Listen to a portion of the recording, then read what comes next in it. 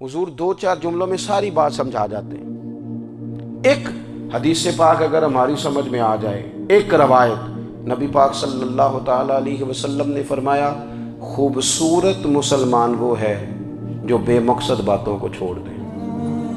لو، اس سے پوری زندگی سجائی جا سکتی ہے، ایک جملے سے پوری زندگی سواری جا سکتی ہے۔ کوئی لمبی چوڑی باتوں میں جانے کی ضرورت نہیں۔ کہا خوبصورت مسلمان یہ ہے جو بے مقصد باتوں کو چھوڑ دے، لا یعنی باتوں کو، کیا کہتے ہیں ہمارے دیہات کے لوگ، جڑے پنڈ جانا نہیں اودا راہ پوچھنے دی۔ لیکن آج کل لوگ باز آندے یعنی جس بات کا بالکل تعلق نہیں نا، وہ بات بھی کرتے جاتے ہیں، جس کا شعبہ ہی نہیں، وہ بھی چھلانگ لگا کے اس میں آ جاتا ہے۔ ہم اپنا وقت ضائع کرتے ہیں، اپنی صلاحیتیں ضائع کرتے ہیں، اپنا نقصان کرتے ہیں۔ ہم اپنا کام صحیح کر کے نہیں کرتے اور دوسری ساری دنیا کو ٹھیک کرنا چاہتے ہیں۔ او بھائی، آپ جس جگہ جس شعبے سے تعلق رکھتے ہیں، آپ اپنے معاملات میں مضبوطی پیدا کریں۔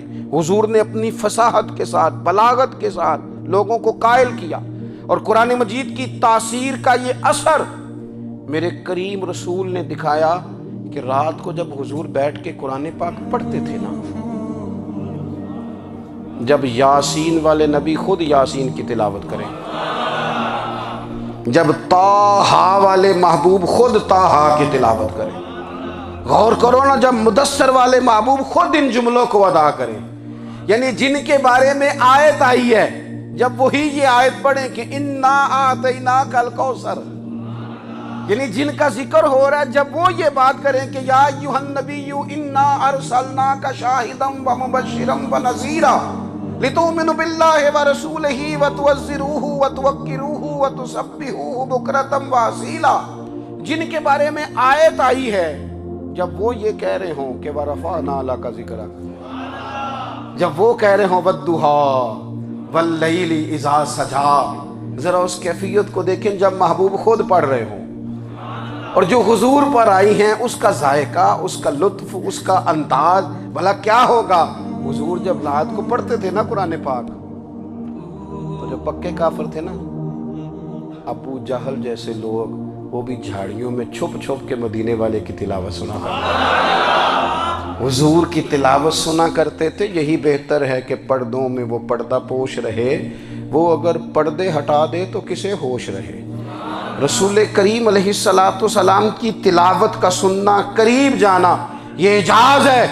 حضرت فاروق اعظم کہتے ہیں میں طبیعت کا بڑا ڈاڈا تھا، مزاج کا بڑا سخت تھا، زندگی ہمیشہ ڈٹ کر گزاری، باتوں پر کھڑا رہنا آتا تھا، پر جب میری بہن نے مجھے چند آیتیں سنائی نا تو میں تڑپ ہی گیا۔ گھروں آیا سا مار مقامنے نو، ہن مینو مار دے لے چلو، اوے متے عمر دی عمر برباد ہو جائے جتھے عمر سوار دے لے چلو۔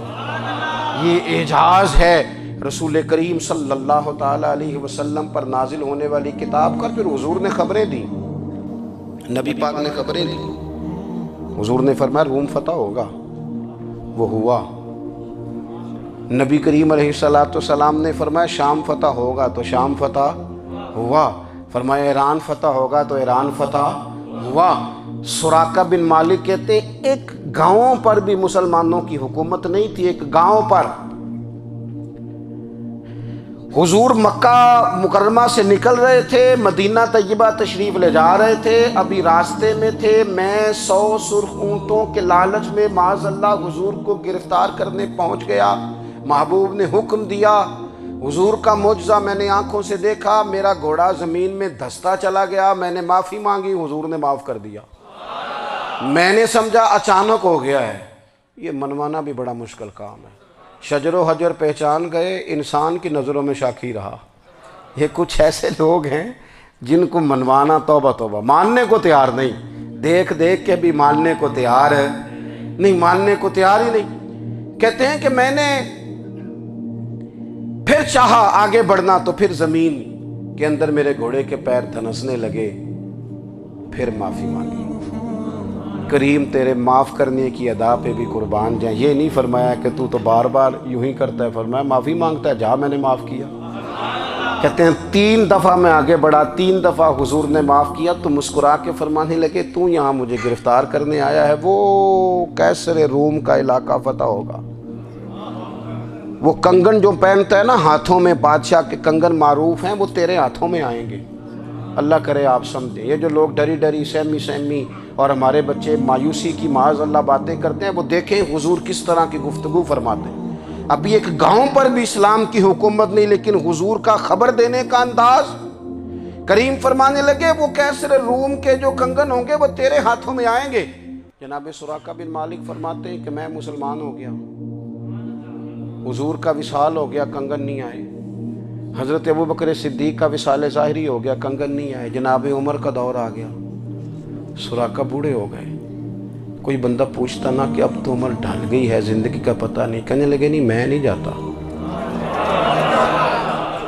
جب تک کنگن نہیں آتے اسرائیل کوئی نہیں آئیں گے، کیونکہ ساڈے نبی دی زبان ساڈے واسطے قرآن۔ جو دن کو کہہ دیا دن ہے تو دن نکل آیا، جو شب کو کہہ دیا شب ہے تو رات ہو کے رہی، اور خدا نے ان کی زبان کو وہ اختیار دیا، جو نکلی منہ سے ان کے وہ بات ہو کے رہی۔ اور فاضل بریلوی کا تو انداز ہی پھر انوکھا ہے نا، وہ تو کہتے ہیں وہ زبان جس کو سب کن کی کنجی کہے، جس کو سب کن کی کنجی کہیں، اس کی نافذ حکومت پہ لاکھوں سلام۔ کہنے لگے نہیں آتے حضرت اسرائیل، فکر نہ کرو، بوڑھے ہو گئے تھے، نکلنا گھر سے بند کر دیا تھا، حضرت عمر کا دور تھا، کنگن آ گئے۔ حضرت فاروق اعظم نے ان کے پوتوں سے، نواسوں سے، بچوں سے کہا جاؤ بلا کے لاؤ، کہا دادا جان بوڑھے ہیں، فرمایا تم کان میں کہہ دینا کنگن آ گئے، پھر تم دیکھنا تو صحیح۔ پھر حضرت سراقہ آئے، حضور نے جو خبریں دیں، نبی پاک علیہ الصلوۃ والسلام نے جو گزشتہ قوموں کے احوال بیان کیے، اور پھر میرے نبی پاک علیہ الصلوۃ والسلام نا دنیا میں عزتیں دینے آئے۔ عزتیں، یہ مزاج ہمیں کم کرنا چاہیے۔ یہ جو ہم ساری زندگی اس کام میں لگا دیتے نا کسی کو نیچا کیسے دکھانا ہے، یہ انداز حضور نے نہیں ہمیں دیا۔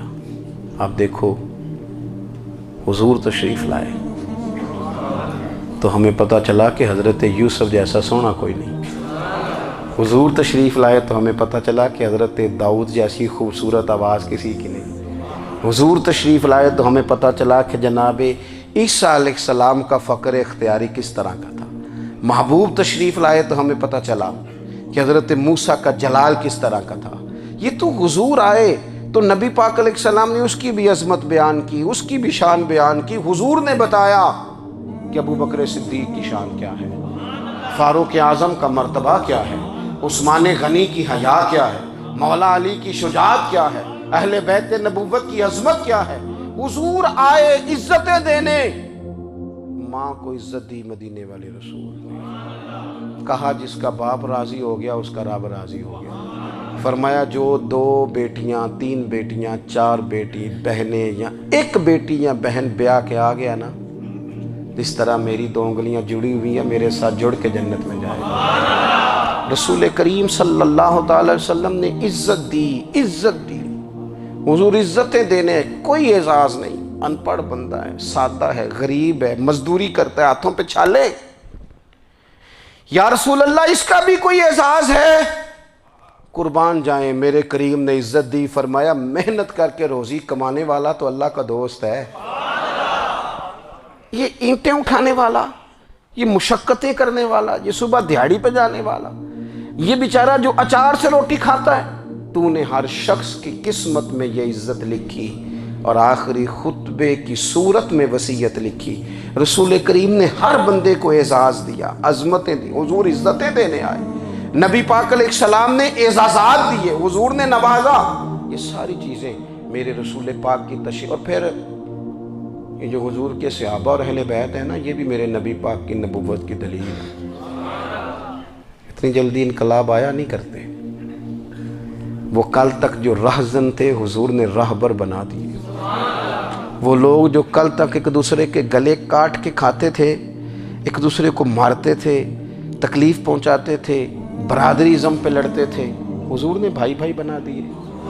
ایک پلیٹ میں کھانا کھانے لگے سیدنا بلال حبشی، صہیب رومی، سلمان فارسی، حضور نے یوں کر کے ملا دیا۔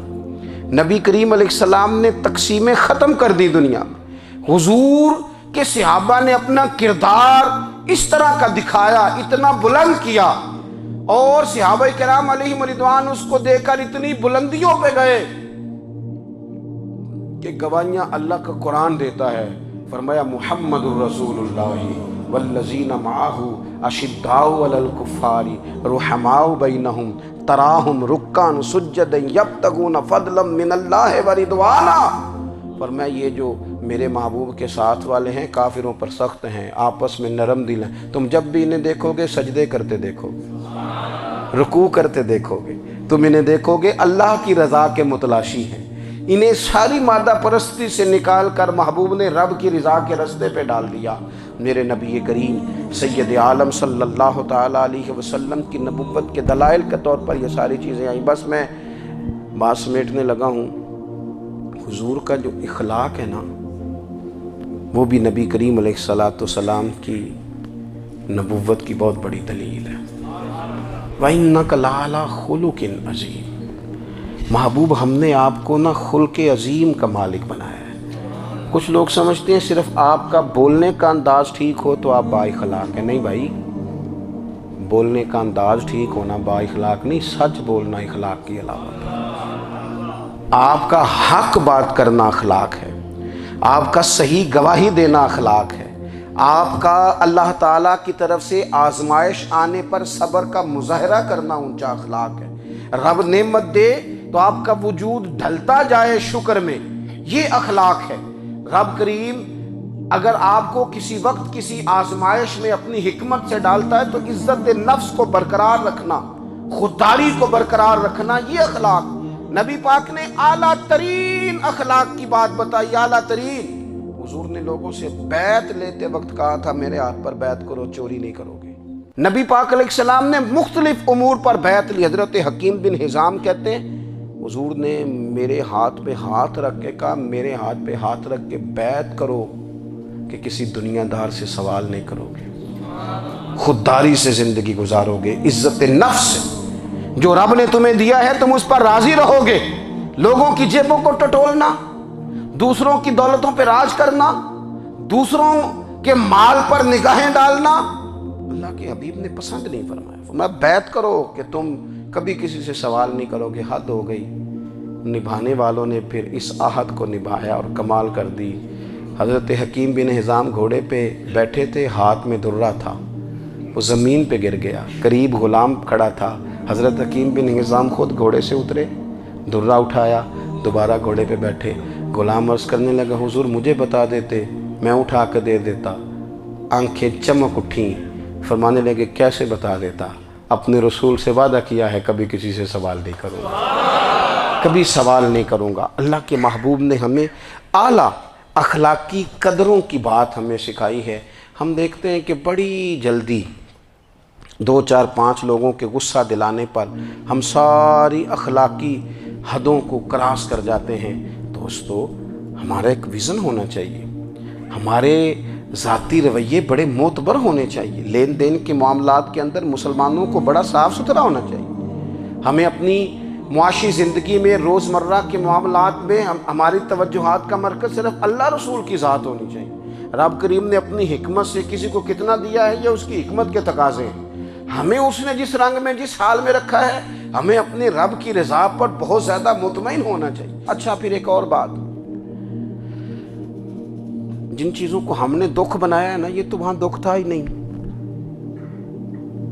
مہینہ مہینہ چولہا نہیں جلا، لیکن کسی جگہ اظہار غربت ہے حضور کی اولاد پاک کا یا صحاب کا یا ازواج کا۔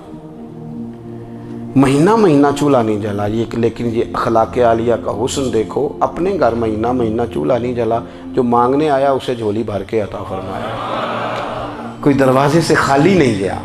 عزیز بھائی، اگر زندگی میں اخلاقی قدریں ہم اپنا لیں اور ہم تھوڑا تھوڑا کر کے اپنے آپ کو تبدیل کریں، ساری زندگی توجہ رہی کہ فلاں کیا کر رہا ہے، فلاں کیا کر رہا ہے، تھوڑا سا گردن کو جھکا کے اپنے اوپر توجہ ڈالیں، اپنے آپ کو وقت دیں۔ حضور کے اخلاق عالیہ کی روشنی میں، تعلیمات حسنہ کی روشنی میں ہم اپنے کردار و عمل پر تھوڑی توجہ دیں۔ اس وقت بہت بڑی تعداد میں امت مسلمہ ہے، اور ایسا نہیں ہے کہ دولت نہیں ہے، دولت سے بھی سرشار ہیں۔ ہمارے ہاں بڑے بڑے انجینئر ہیں، بڑے بڑے ڈاکٹر ہیں، لیکچرار ہیں، ہمارے پاس بڑے بڑے ہاسپٹل ہیں، بڑا کچھ ہے، لیکن کردار و عمل کے بادشاہ، اپنی زندگی تقوی کی روشنی میں گزارنے والے، ان لوگوں کی تعداد کم ہے۔ اگر کوئی آج بھی سارے کام نیک کرے لیکن جائیداد میں سے بیٹی کا حق رکھ جائے تو پھر اس نے کیا میلاد منایا ہے؟ اگر آج بھی جو 2-4 لوگ بیچارے اس کے زیر دست ہیں، ملازمین ہیں، ان کے ساتھ اس کا رویہ انتہائی سخت ہو تو اس نے کیا میلاد منایا؟ اگر آج بھی وہ برادری ازم کی بنیاد پر دوستیاں کرے اور چھوٹے بڑے کی وہ تقسیم رکھے، جسے حضور نے فرمایا کہ قبیلے تو تعارف کے لیے، ورنہ کسی عربی کو اجمی پر، گورے کو کالے پر کوئی فضیلت نہیں۔ اگر کوئی آج بھی اس برادری ازم کا قائل ہے پھر اس نے کیا میلاد منایا؟ اگر کوئی شخص آج بھی اپنے آپ کو مادہ پرستی میں پوری طرح دھکیل چکا ہے اور رضا الہی کا مسافر نہیں بنا تو اس نے کیا میلاد منایا؟